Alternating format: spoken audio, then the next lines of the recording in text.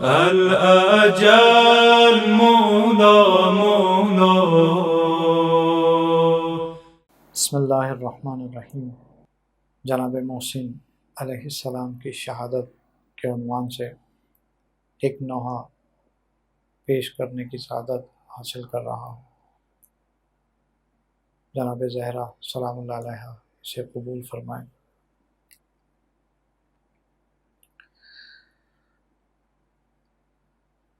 ہائے زہرا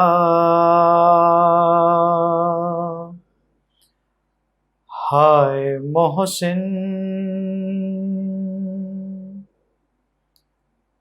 ہائے زہرا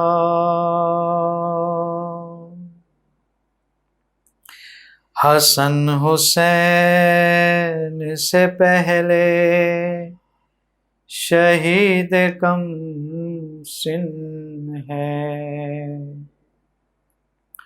حسن حسین سے پہلے شہید کم سن ہے.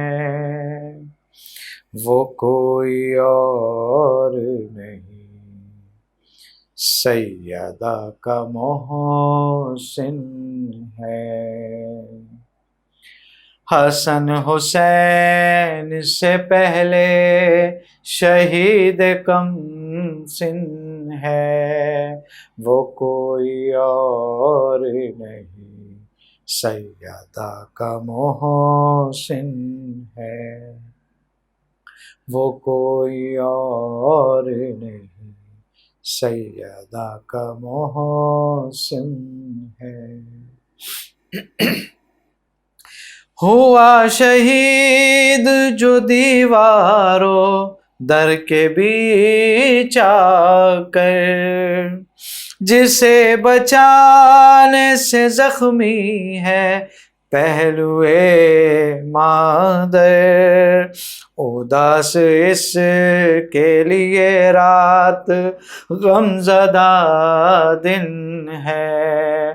وہ کوئی اور نہیں سیدہ کا محسن ہے. حسن حسین سے پہلے شہید کم سن ہے. وہ کوئی اور نہیں سیدہ کا محسن ہے. وہ جس نے کیب و بلا کا سفر کیا ہی نہیں، زباں سے جس نے ابھی ماں کو ماں کہا ہی نہیں، وہ جھولتا کسی جھولے میں کیا یہ منظر ہے.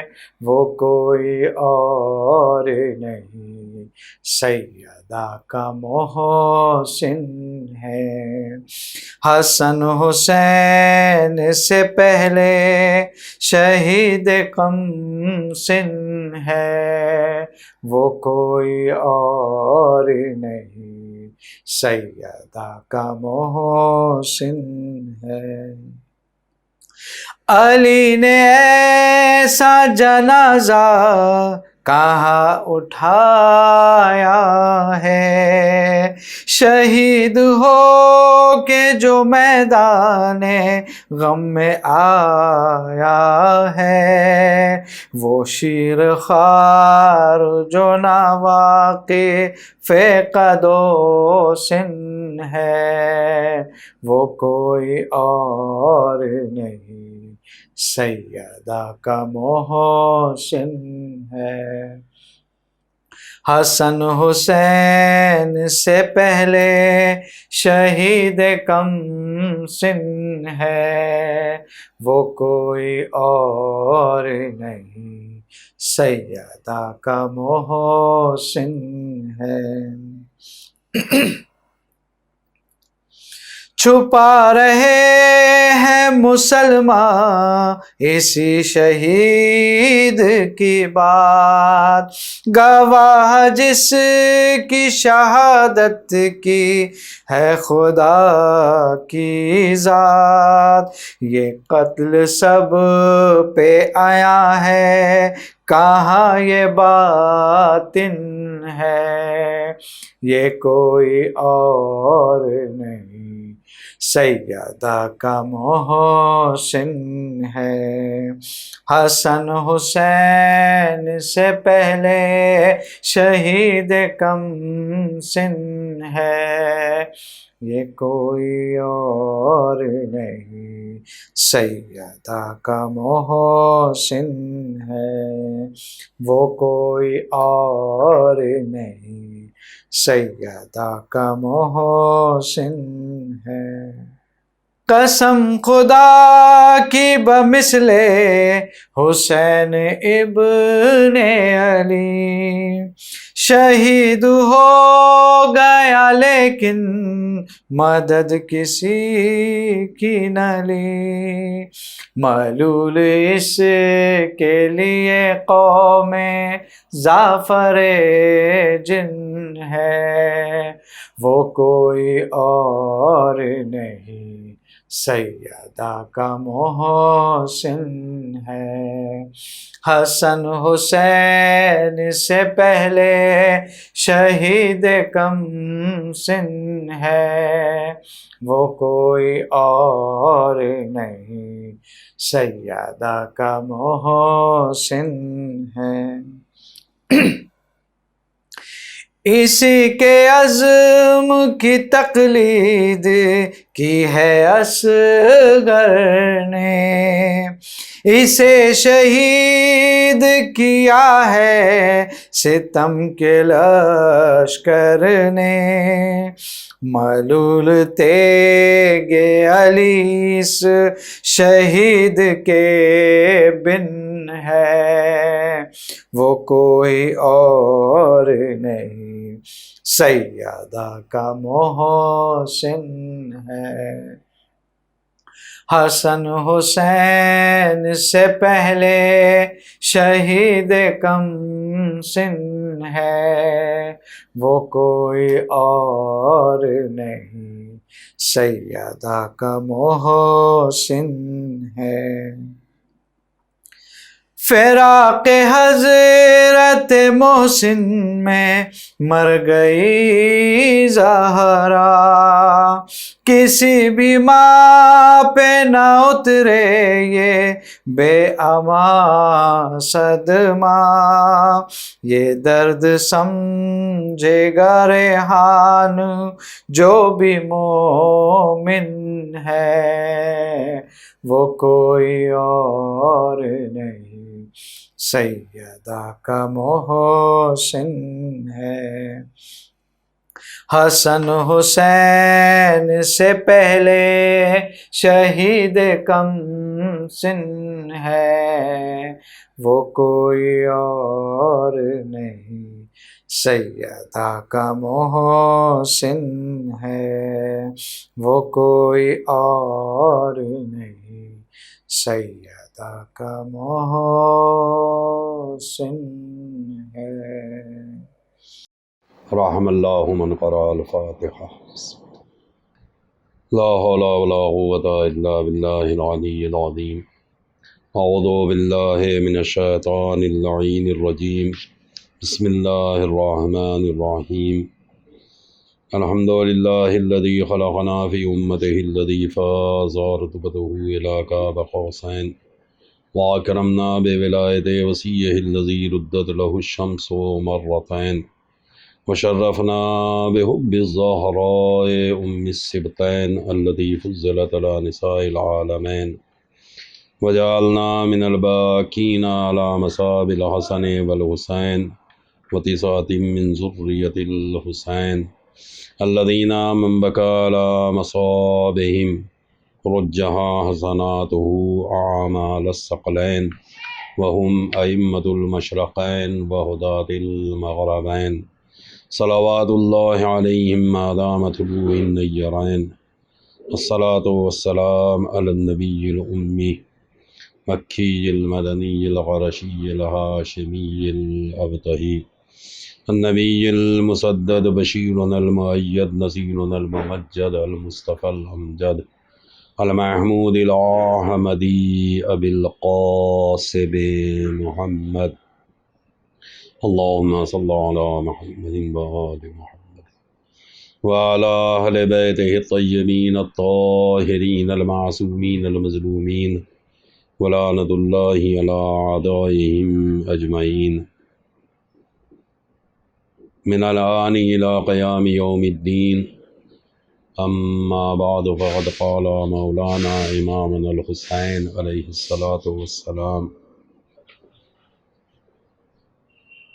أيها الناس، قال رسول الله صلى الله عليه وآله وسلم: من رأى سلطانا جائرا مستحلا لحرم اللہ. عزیزان محترم،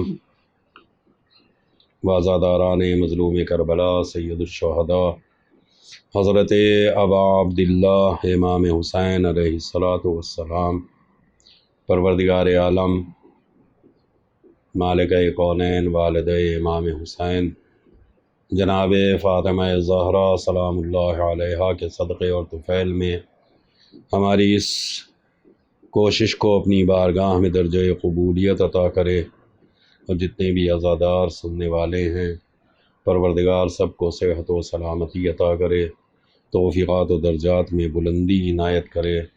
پروردگار بحق محمد و آل محمد، خاص طور سے بانیان اعضا جتنے بھی المنتظر کے ارکان ہیں، پروردگار ان سب کو صحت و سلامتی عطا کر، ان کی توفیقات و درجات میں بلندی عنایت کر.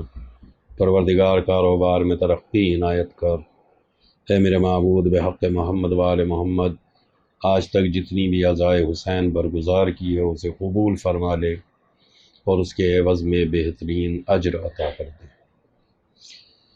اے میرے معبود، آنے والے دنوں میں اس سے بہتر انداز میں عزائے حسین برگزار کر کے بی بی کی بارگاہ میں ہدیے کی توفیق عطا کر دے. عزیزان محترم، ایک سلسلہ گفتگو تھا جو میں نے آپ حضرات کی خدمت میں عرض کیا. آج کی مجلس میں کوشش کرنا ہے کہ ہلکا سا ایک تذکرہ ہمارے اور آپ کے 11ویں امام امام حسن عسکری علیہ الصلاۃ والسلام کے بارے میں آپ کی خدمت میں عرض کروں. کیوں؟ اس لیے کہ ماہ ربیع الاول کی یہ تاریخ مخصوص ہے امام حسن عسکری علیہ الصلاۃ والسلام کی شہادت سے. امام حسن عسکری ہمارے اور آپ کے 11ویں امام. میں زندگی امام حسن عسکری سے قبل ایک بات آپ کی خدمت میں عرض کر دینا ضروری سمجھتا ہوں، اور وہ یہ کہ پہلی محرم سے لے کر آج 8 ربیع الاول تک ہم مستقل مصروف عزا رہے. ہم عزاداری امام حسین میں مصروف تھے. کتنی عزاداری کی، کتنی مجالسیں کی، کہاں کہاں مجلسوں میں شریک ہوئے، ہمیں خود بھی یاد نہیں ہوگا اور نہ ہم نے کوئی گنتی کی. لیکن آج ایک محاسبہ کرنا ہوگا کہ 2 مہینہ 8 دن عزاداری کرنے کے بعد ہمیں کیا ملا. اس عزاداری کو انجام دینے کے بعد ہمارے اندر کتنی معرفت امام آئی، کتنی سوانح حیات امام کہ ہم نے چنا کہ اس کے اوپر عمل کریں گے، اسے اپنی زندگی کے اندر پیادہ کریں گے.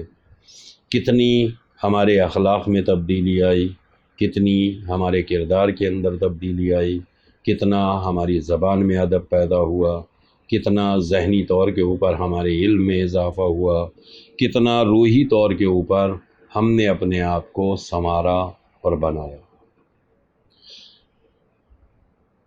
اگر یہ ساری چیزیں ہمارے اندر نہیں آئی ہیں تو پھر میرے عزیزو شاید ہم نے جو عزا کی ہے وہ ایک رسمی طور کے اوپر ہم نے عزاداری کی ہے، لیکن قبولیت کے لیے شاید میں کوئی جملہ آپ کی خدمت میں عرض نہ کر سکوں۔ بس ایک بات امام کے ارشاد کے مطابق، اور وہ یہ کہ اگر تم یہ جاننا چاہتے ہو کہ تمہارا عمل قبول ہوا یا نہیں ہوا تو تمہیں صرف اتنا جاننا ہوگا، اتنا دیکھنا ہوگا کہ اس عمل سے پہلے تمہارے اندر جس طریقے کا اخلاق پایا جاتا تھا، کیا عمل انجام دینے کے بعد بھی تمہارے اندر اسی طریقے کا اخلاق موجود ہے؟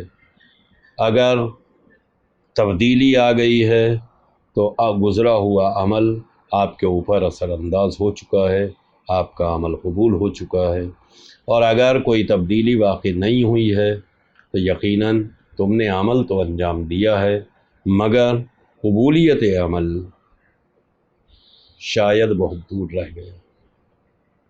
لہذا میرے عزیزو، عزادارو، فکر کرنا، غور کرنا کہ اتنی عزاداری انجام دینے کے بعد ہمیں اپنے اندر کس طریقے کی تبدیلیاں ہیں جو نظر آ رہی۔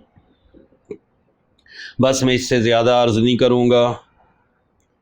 جیسا کہ آپ خود بھی جانتے ہیں کہ ہر امام نے اس دنیا میں آنے کے بعد بڑی مشکلات کا سامنا کیا ہے۔ کبھی حکومت وقت نے تو کبھی صاحبان اقتدار نے، کبھی دولت مندوں نے، ایک بھی امام کو چین اور سکون کی زندگی نہیں گزارنی پڑی۔ ہر امام نے ابتدا سے لے کر انتہا تک مشکلات کا سامنا کیا ہے۔ لہذا بالکل ایسی ہی زندگی ہے ہمارے اور آپ کے 11ویں امام حسن عسکری علیہ السلام کی۔ آپ کو عسکری کہا جاتا ہے۔ عسکری کس بنا کے اوپر کہا جاتا ہے؟ کیا وجہ ہے؟ شاید ایک وجہ تو یہی ہے کہ چونکہ آپ جس محلے میں رہا کرتے تھے اس محلے کا نام عسکر تھا، شاید اس محلے کی نسبت سے آپ کو عسکری کہا جاتا ہو۔ لہذا سامرہ میں جہاں آپ قیام فرما تھے اس محلے کا نام عسکر تھا، شاید اسی سبب آپ کو عسکری کہا گیا ہو، یا شاید اس بنا کے اوپر عسکری کہا جاتا ہو کہ چونکہ شاہان وقت اور بادشاہ وقت نے آپ کے پورے علاقے کو چھاؤنی میں تبدیل کر دیا تھا، لہذا چونکہ وہ اپنی طاقت کا اظہار کرنا چاہتا تھا، اپنے اقتدار کا اظہار کرنا چاہتا تھا، لہذا اس نے اپنی طاقت کی نمائش کے لیے پورے علاقے کو چھاؤنی میں بدل دیا۔ شاید اس بنا کے اوپر آپ کو عسکری کہا جاتا ہو، چونکہ بادشاہ اپنی فوجی طاقت کے ذریعے سے مرعوب کرنا چاہتا تھا، مگر امام حسن عسکری علیہ السلام نے جب اپنی خدائی طاقت کا اظہار کیا تو بالکل معاملہ ہی تبدیل ہو گیا۔ لہذا یہ وجوہات ہیں جن کی بنا کے اوپر ہمارے اور آپ کے 11ویں امام حسن عسکری علیہ السلام کو امام عسکری کہا جاتا ہے۔ لیکن میرے عزیزو، یہ بھی ایک واقعیت ہے کہ آپ والد بزرگوار ہیں، ہمارے اور آپ کے وقت کے امام زمانہ علیہ السلام کی۔ لہذا آج ہم جس دور میں زندگی گزار رہے ہیں جس دور میں ہم جی رہے ہیں یہ دور کسی اور کا دور نہیں ہے، ہمارے وقت کے امام زمانہ علیہ الصلاۃ والسلام کا دور۔ لہٰذا آج آپ کے پاس جو بھی کچھ ہے، زندگی ہے، یہ سانسیں ہیں، یہ انفاس ہے، یہ زمین ہے، یہ آسمان ہے، یہ ساری کی ساری چیزیں اسی بنا کے اوپر موجود ہیں کہ ہمارے وقت کا امام موجود ہے، اور آپ والد بزرگوار ہیں امام زمانہ علیہ الصلاۃ والسلام کی۔ لیکن عزیزو، ایک اور مسئلہ ہے جو امام حسن عسکری علیہ الصلاۃ والسلام کی زندگی سے مربوط ہے، اور وہ یہ کہ پیغمبر اسلام ابتدائی دور میں ہی یہ ارشاد فرما کے چلے گئے تھے کہ ایک شخص آئے گا جو اس کائنات کو عدل و انصاف سے بھرے گا، بالکل اسی طریقے سے جیسے یہ ظلم و جور سے بھری ہوئی ہوگی۔ لہذا چونکہ نبی کا یہ فرمان سب کے پاس موجود تھا، لہذا ہر امام کی زندگی دشواریوں میں رہی، لیکن اس اعتبار سے امام حسن عسکری علیہ الصلاۃ والسلام کی زندگی بہت دشواریوں میں گزری۔ آپ کو مستقل حکومت کی نگاہوں کے سامنے رکھا گیا، کسی بھی حال میں آپ کو وہ موقع نہیں مل سکا کہ جس کے ذریعے سے آپ ایک سکون والی زندگی گزار سکیں۔ مستقل آپ کے اوپر حکومت کی نگاہیں رہتی تھی، آپ کو مستقل قید میں رکھا گیا، مستقل نظر بند رکھا گیا، بلکہ ابتدا گھر کے اندر قید کرنا چاہتے تھے، مگر پھر وہی مسئلہ آیا کہ اگر یہ گھر کے اندر قید نظر بند رہیں گے تو وہ امام جسے ہم چاہتے ہیں کہ وجود میں نہ آنے پائے وہ وجود میں آ جائے۔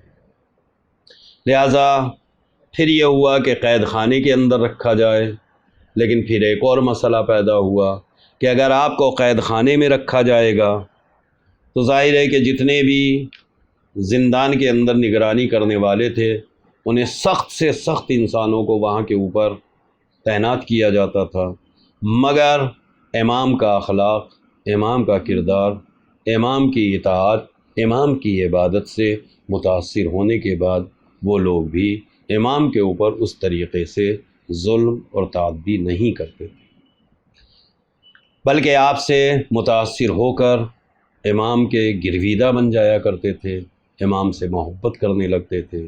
لہذا ایسی صورت میں یہ بھی مسئلہ کٹھن ہوا کہ امام کو اگر گھر میں رکھا جائے تو امام وجود پا جائیں، قید میں رکھا جائے تو یہ جتنے بھی آپ کے اوپر کیا کہتے ہیں اذیت دینے کے لیے لوگوں کو رکھا جاتا تھا، نوکروں کو رکھا جاتا تھا، وہ آپ کے اخلاق سے مرعوب ہو کر آپ کی محبت میں گرفتار ہو جاتے تھے۔ لہذا پھر ایک اور فیصلہ ہوا کہ آپ کو محل سرا کے اندر ہی نظر بند رکھا گیا۔ لہذا محل سرا میں بھی آپ کو رکھا گیا، مگر وہاں پر بھی نتیجہ وہی ہوا کہ جتنے بھی نگرانی کرنے والے تھے وہ امام کے اخلاق سے، امام کے عبادت و اطاعت سے مرعوب ہو کر آپ کے محب قرار پا گئے۔ لہذا اگر آپ زندگی کے اوپر غور کریں تو بڑی سخت زندگی گزاری ہے امام حسن عسکری علیہ الصلاۃ والسلام۔ حالانکہ ان حالات میں بھی آپ نے اپنے علمی کمالات کا اظہار فرمایا، بلکہ روایتوں میں ہے کہ قید خانے کے اندر ایک قیدی نے آپ سے رہائی کی درخواست کی کہ مولا دعا کر دیجئے کہ میں رہا ہو جاؤں۔ رہا ہونے کی دعا کے لیے تو کہا، مگر اس نے اپنی غربت کا تذکرہ نہیں کیا، جن حالات سے وہ پریشان تھا ان حالات کا تذکرہ نہیں کیا۔ لہذا امام نے اس کی رہائی کی دعا بھی کی اور ساتھ میں اسے 100 دینار بھی عطا فرمایا۔ وہ شخص حیران رہ گیا کہا مولا میں نے تو آپ سے صرف رہائی کی دعا کے لیے کہا تھا، آپ نے مجھے یہ دینار بھی عطا فرمائے۔ تو امام نے ارشاد فرمایا کہ جو تو نے اپنے اندر چھپا لیا تھا میں اسے بھی جانتا ہوں۔ کیا کہنا امام حسن عسکری علیہ السلام کا۔ مولا میں یہاں سے ایک جملہ کہہ دینا چاہتا ہوں، مولا آپ وہ چیزیں بھی جانتے ہیں جو ہماری زبان پر آتی ہیں، اور ان چیزوں کے بارے میں بھی آپ کو خبر ہے جو ہماری زبان تک نہیں آ پاتی۔ آج آپ خود گواہ ہیں کہ پوری دنیا کس چیز کے لیے بے چین ہے، کس چیز کے لیے پریشان ہے، یہ دور کیا مانگ رہا ہے۔ بس ایک ہی ہے کہ چاروں طرف بے چینی ہے، ہر طرف اضطراب ہے، ہر طرف پریشانیاں ہیں، ہر طرف ایک عجیب طریقے کا حال بنا ہوا ہے، ہر آدمی اپنی جگہ کے اوپر پریشان ہے۔ سبب بس ایک ہی ہے، مولا آپ دل کے حالات جانتے ہیں۔ جب تک آپ کا فرزند اس دنیا میں تشریف نہیں لائے گا، یہ دور اسی طریقے سے پریشانیوں سے گھرا ہوا رہے۔ لہٰذا عزیزو توجہ کریں گے، غور کریں گے، ازادار و فکر کریں گے۔ امام حسن عسکری علیہ السلام نے جہاں علمی کمالات کا اظہار فرمایا ہے، وہیں پر آپ کے بہت سارے فرمانات بھی موجود ہیں۔ آپ نے ایک مقام پر مومن کی علامتوں کو بیان فرمایا۔ آپ نے ارشاد فرمایا کہ مومن کی 5 علامتیں ہیں۔ پہلی علامت مومن کی یہ ہے کہ وہ بآواز بلند بسم اللہ الرحمن الرحیم کہتا ہے۔ اس کے بعد خاک پر سجدہ کرتا ہے۔ اگر مومن ہے تو بسم اللہ چھپا کے نہیں کہتا ہے، بالجہر بسم اللہ کہتا ہے۔ سجدہ خاک کے اوپر کرتا ہے، داہنے ہاتھ میں انگوٹھی پہنتا ہے۔ دن و رات میں 51 رکعت نماز ادا کرے اور روز 40 زیارت امام حسین علیہ السلام پڑھے۔ ظاہر ہے کہ امام نے ان علامتوں کو بیان فرمایا ہے۔ اگر آپ غور کریں تو ان علامتوں کے بارے میں کچھ وضاحت لازمی ہے۔ بسم اللہ الرحمن الرحیم بآواز بلند پڑھنا، کیونکہ بسم اللہ کے بارے میں بہت سارے اختلافات ہیں۔ بہت سارے فرق تو ایسے ہیں کہ جو بسم اللہ کو سورہ کا جزو ہی نہیں مانتے، اس کو الگ سے کوئی آیت تسلیم نہیں کیا گیا۔ لہذا اس سلسلے میں اختلافات ہیں، میں ان سارے اختلافات کی طرف توجہ نہ دیتے ہوئے صرف اتنا کہوں کہ امام نے یہ فرما کے کہ سورہ بسم اللہ الرحمن الرحیم بآواز بلند پڑھے، بآواز بلند بسم اللہ کہے، اس سے ظاہر ہوتا ہے، اس سے واضح ہے کہ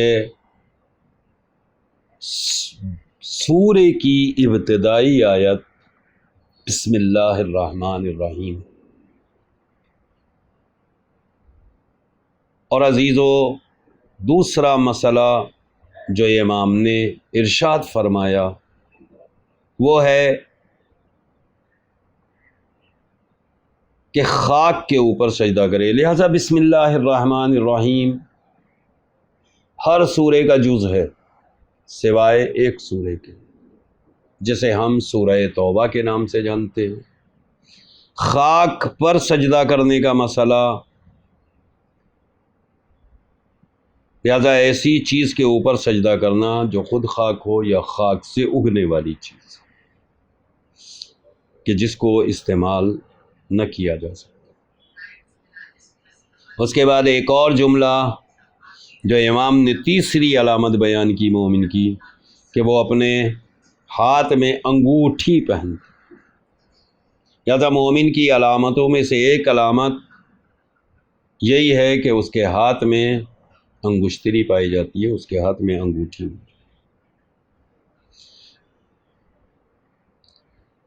خود پیغمبر اسلام حضرت محمد مصطفیٰ صلی اللہ علیہ وآلہ وسلم کی سنت ہے انگوٹھی پہ 51 رکعت نماز ادا کرنا، 17 رکعت نماز جو کہ واجبی ہے، جسے ہر بندے کو ادا کرنا ہی ہے، اس کے علاوہ 34 رکعت نماز جو مستحب ہے اسے بھی ادا کرنا۔ روزے 40، زیارت 40 پڑھنا۔ یہ کیا ہے روزے 40؟ ہمارے اور آپ کے چوتھے امام زین العابدین علیہ الصلاۃ والسلام کا اتباع ہے، اور ان کی اتباع میں روزے 40 زیارت پڑھنا مومن بندے کا مومن ہونے کی علامت بنتا ہے۔ لہذا میرے عزیزوں توجہ کریں، غور کریں۔ حالانکہ زندگی کے اندر بہت سارے واقعات ہیں، میں واقعات کی طرف اتنی توجہ نہیں دینا چاہتا۔ کبھی کبھی آپ کے لیے اس طریقے کے حالات بنائے گئے کہ امام کو رسوا کرنے کے لیے، امام کی تحقیر کے لیے بہت سارے اسباب پیدا کیے گئے، مگر کیا کہنا کمال امام حسن عسکری علیہ الصلاۃ والسلام کا کہ جو ذلیل کرنا چاہتے تھے وہ خود ذلیل ہو گئے، جو رسوا کرنا چاہتے تھے وہ خود رسوا ہو گئے۔ لہذا بادشاہان وقت نے، بلکہ بس میں ایک واقعے کی طرف اشارہ کر دوں کہ ایک دور آیا جس میں قحط سالی پیدا ہو گئی، ہر طرف لوگ بے حال تھے، پریشان تھے، مگر کسی بھی طریقے سے آسمان سے بارش نہیں ہو رہی۔ لہذا تمام لوگوں نے مل کر بہت ساری دعائیں کی، مومنین کے ذریعے سے دعائیں ہوئیں، مگر بارش نہیں ہو رہی۔ ایک پادری، اس نے کہا کہ میں دعا کرتا ہوں اور بارش ہو جائے گی۔ لوگ حیران ہوئے، پریشان ہوئے، مگر واقعاً وہ آیا، صحرا میں کھڑا ہوا اور اس نے ہاتھوں کو بلند کیا کہ یکا یک آسمان سے بادل گرجنا شروع ہو گئے اور بارش ہونے لگی۔ زبردست بارش ہوئی۔ پھر اس نے دوسرے دن بھی دعا کی اور دوسرے دن بھی بارش ہوئی۔ لہذا لوگ حیران ہو گئے، پریشان ہو گئے کہ سارے مومنین دعا کر رہے تھے، سارے مسلمان دعا کر رہے تھے، اسلام والے دعا کر رہے تھے، ایمان والے دعا کر رہے تھے، مگر بارش نہیں ہو رہی تھی، اور ایک اس کے ذریعے سے بارش ہو گئی۔ لہذا لوگ راغب ہونے لگے مسیحیت کی طرف۔ ایسی صورت میں بچانے والا کون ہے؟ بس وہ ایک ہی ذات ہے، وہ ہیں امام حسن عسکری۔ لہذا لوگوں نے کہا کہ امام کو بلایا جائے، امام سے اسباب دریافت کیے جائیں۔ لہذا امام تشریف لائے، اور لانے کے بعد آپ نے اس سے کہا کہ اب دعا کرو۔ لہذا اس نے جیسے ہی دعا کے لیے ہاتھوں کو اٹھایا، امام نے حکم دیا کہ اس کے ہاتھوں میں جو ہے اسے لے لیا جائے۔ اس کے ہاتھ میں ایک چھوٹی سی ہڈی تھی، اسے اٹھا لیا گیا اور اس سے کہا کہ اب دعا کرو۔ اب اس نے دعا کی، مگر بارش نہیں ہوئی۔ لوگوں نے سبب پوچھا، مولا کیا سبب ہے؟ تب امام نے ارشاد فرمایا کہ بارش اس کی دعا کی وجہ سے نہیں ہو رہی تھی، یہ کسی نبی کے جسم کی ہڈی ہے۔ لہذا جب بھی یہ زیر آسمان آتی تھی، رحمت پروردگار برسنے لگتی۔ اب آپ نے توجہ کی، غور کیا، جب پوری کائنات پلٹ جا رہی تھی مسیحیت کی طرف، اس وقت امام نے ایک جملے کے ذریعے سے اسلام کو محفوظ کر دیا۔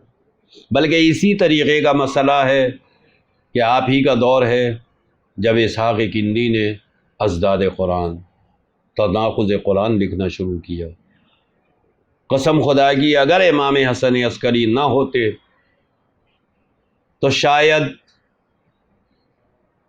قرآن مجید محفوظ نہ رہ پاتا۔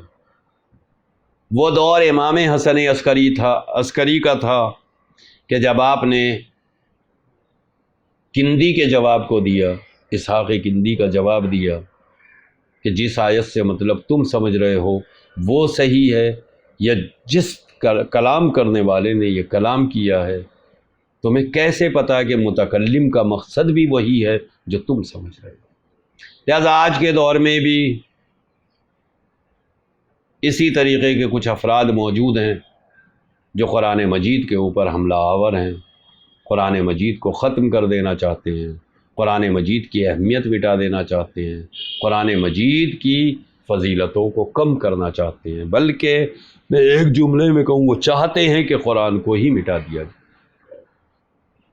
مگر جیسے اس دور میں امام حسن عسکری علیہ السلام نے قرآن مجید کی حفاظت فرمائی تھی، انشاءاللہ آج کے دور میں بھی قرآن مجید اپنی جگہ پر باقی رہے گا۔ قرآن مجید کے مخالفین یقیناً موجود رہنے والے نہیں۔ ہمارے وقت کا امام اس قرآن مجید کی حفاظت کرنے کے لیے موجود ہے۔ اور بس میرے عزیزوں، میں زیادہ عرض نہیں کرنا چاہتا، میں نے خالی دو چیزوں کی طرف اشارہ کیا۔ جب پورا اسلام مسیحیت کی طرف پلٹ رہا تھا، امام حسن عسکری نے، جب قرآن مجید کے اوپر حملے ہو رہے تھے، تب بھی امام حسن عسکری علیہ السلام نے قرآن کی حفاظت فرمائی۔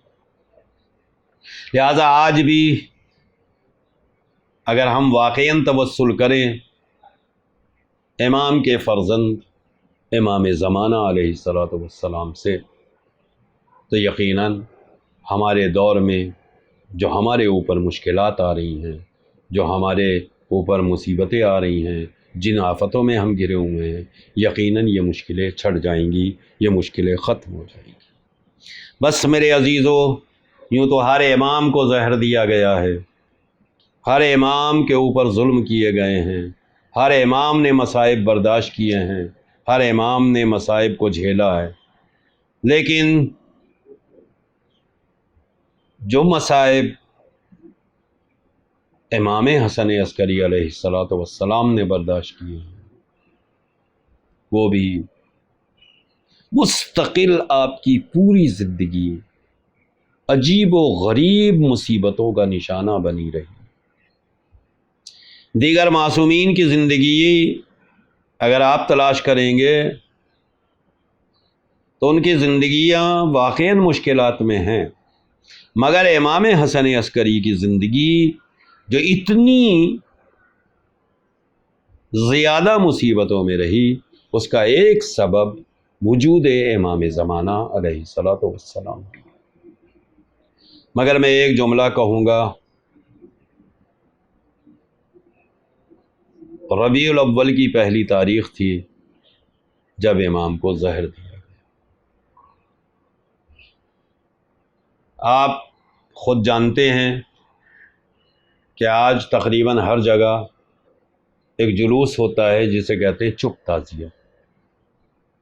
یہ چپ تعزیے کا سبب کیا ہے میں قسم خدا کی بیان نہیں کر سکتا، مگر بس اشارہ کر سکتا ہوں کہ پہلی ربیع الاول کو امام کو زہر دیا گیا اور 8 ربیع الاول تک آپ زہر کی تکلیف برداشت کرتے رہے۔ امام زمانہ کی عمر اس وقت کم سنی کا عالم ہے، مگر چاروں طرف چونکہ حکومت نگراں ہیں اور وہ چاہتی ہیں کہ کسی صورت امام تک ان کی رسائی ہو جائے، لہذا میرا امام گھٹ گھٹ کے رو رہا ہے، بار بار بابا کے اوپر نظر پڑتی ہے اور میرا امام گریہ کو نہ ہوتا، چونکہ امام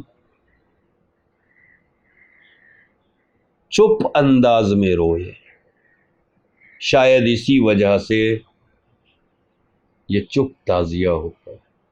یہ ایک علامت ہے،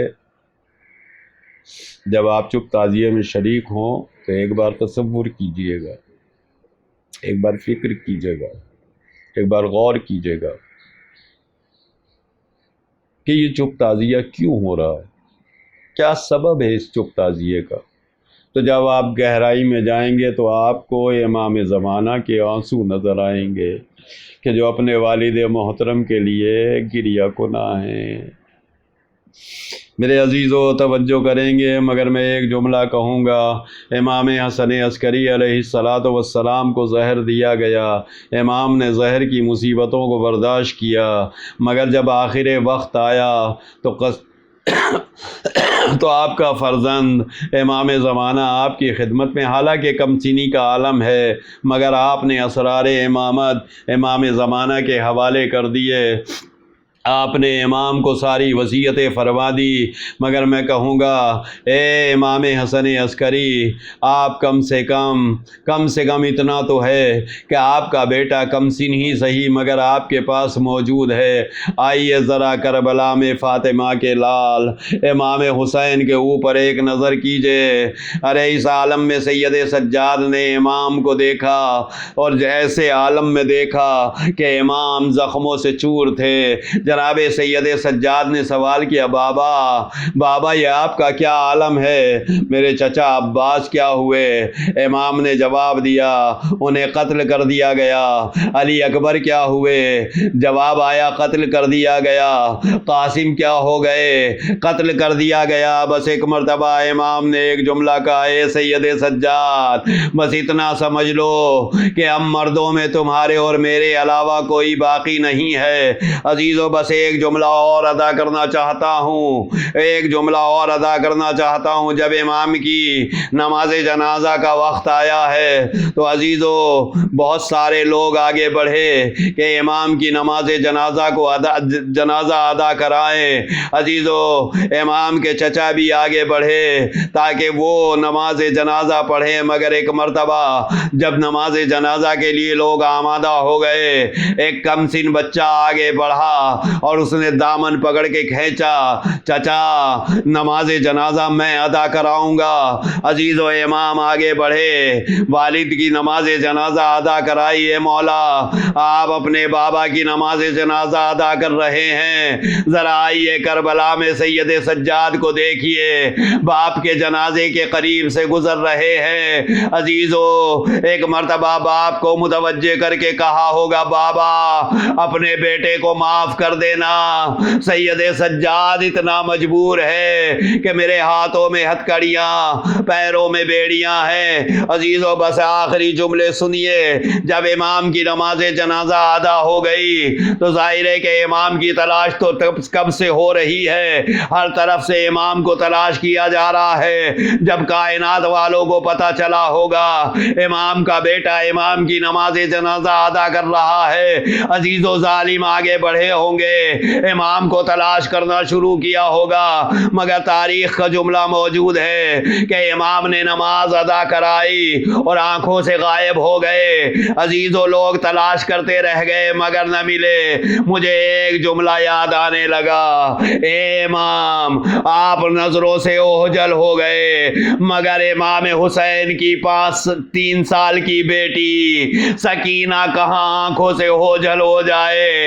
ادھر باپ کی شہادت، ادھر کوئی تماچے مار رہا ہے، کوئی گوشوارے چھین رہا ہے، سکینہ بار بار آواز دے رہی ہے، اے بابا آپ کے بعد میرے اوپر مصائب کی انتہا ہو گئی ہے، اے بابا کہاں ہو، اپنی لال کو پکارو۔ عزیزو ایسے عالم میں جناب سکینہ نے باپ کو یاد کیا، مگر تاریخ کا ایک جملہ ادا کرنا چاہتا ہوں، جب بھی کربلا میں کسی پر مصیبت آئی، بس ایک ہی ذات ہے جس کے لیے زیادہ تذکرہ کیا گیا ہے کہ جناب زینب نے جناب عباس کو پکارا، جناب سکینہ نے عباس کو پکارا، جب بھی بچی کے تماچا لگتا تھا ایک ہی آواز دیتی تھی، اے چچا جب تک آپ موجود تھے کسی کی ہمت نہ تھی جو ہماری طرف نگاہ بہائیں اٹھا سکے۔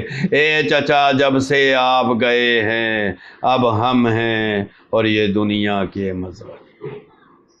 سيعلم الذين ظلموا أي منقلب ينقلبون ولعنة الله على أعدائهم أجمعين إنا لله وإنا إليه راجعون۔ الہی بحق زہرا و ابیہا و بالہا و بنیہا، پروردگار ہماری سزاداری کو قبول فرما۔ الہی حاضرین کی مرادوں کو پورا۔ پروردگار بے روزگاروں کو روزگار عطا کر، با روزگار کے روزگار میں ترقی نہ۔ پروردگار بحق محمد و آل محمد بانیان ازال منتظر کے جتنے بھی ارکان ہیں ان سب کو صحت و سلامتی عطا کر، ان کی توفیقات و درجات میں بلندی عطا کر۔ پروردگار بحق محمد و آل محمد اس سے بہتر ہدیے کی توفیق عطا کر دے۔ اے میرے معبود، امام کے ظہور میں تعجیل فرما، ہمیں ان کے ناصرین میں شمار فرما۔ اللہم بسم اللہ الرحمن الرحیم، اللہم کن ولیک الحجۃ ابن الحسن صلواتک علیہ وعلی آبائہ فی ہذہ الساعۃ وفی کل ساعۃ ولیا وحافظا وقائدا وناصرا ودلیلا وعینا حتی تسکنہ ارضک طوعا وتمتعہ فیہا قلیلا۔ اللہم صل علی محمد وآل محمد۔ ماتم حسین۔ اللهم صل على محمد وآل محمد وعجل فرجهم